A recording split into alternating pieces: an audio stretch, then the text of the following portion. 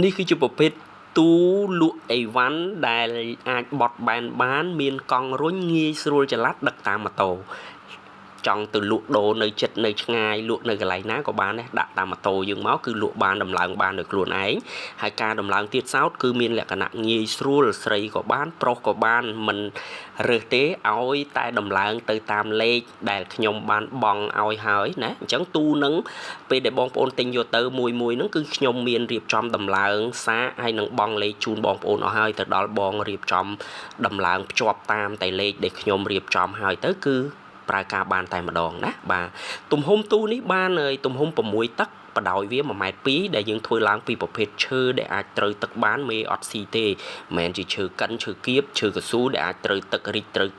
រួមខូចអីទេហើយធ្នើរបស់វានឹងមាន2ធ្នើ2ថ្នាក់ណាបងប្អូន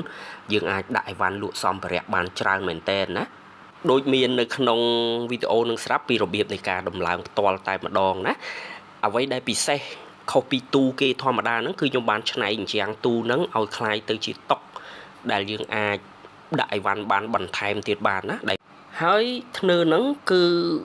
បងប្អូនត្រូវការប្រើយើងកលាស់វាមកវាទៅជាធ្នើហើយនៅពេលដែលបងប្អូនឈប់ប្រើបងប្អូនបត់វាចុះមកវានឹងទៅជាអញ្ចាំងទូរបស់យើងបានណាបាទនេះដូចជាខ្ញុំលើកឲ្យបងប្អូនមើលអញ្ចឹងណាបាទអញ្ចឹងហើយទូហ្នឹងគឺមានលក្ខណៈពិសេសមែនតើនៅពេលដែលចប់ដំឡើងចប់សពគ្រប់ហើយយើងអាចដាក់ឆាត់របស់យើងមាន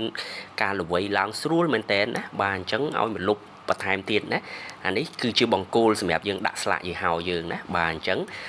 នៅពេលដែលយើងដំឡើងរៀបរយហើយយើងអាចរុញចល័តទៅណាមកណារឹងមាំដូចទូធម្មតាអញ្ចឹងណាបងប្អូនអញ្ចឹងបងប្អូនចង់បានទំនាក់ទំនងមកជាងផ្ទាល់សម្រាប់ទូលក់អីវ៉ាន់មួយនេះយកទៅលក់ផ្លែឈើលក់នំប៉័ងលក់អីក៏បានដែរបងប្អូនឲ្យតែស្រឡាញ់ពេញចិត្តណា